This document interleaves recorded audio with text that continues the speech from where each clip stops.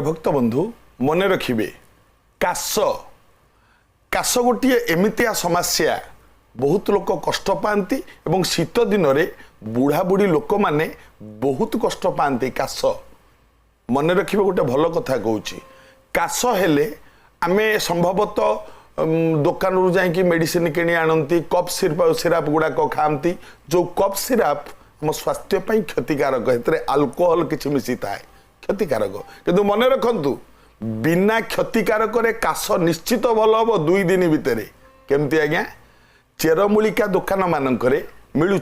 जोठी खोजिले पाइबे ता ना जस्टी मधु चेर भली जिनिस ताकू खंडे पाटे पकातु चोबई चोबई चोबई चोबई ता रसटा को ढोकतु 2 दिन खाई दिंतु तृतीय दिन टू काश नथिबो परीक्षा करके देखंतु एवं मेडिसिन अपेक्षा चेरमूली प्रति भरोसा करंतु जोटा कि आपनकर शरीर पाई हितकारक होता है।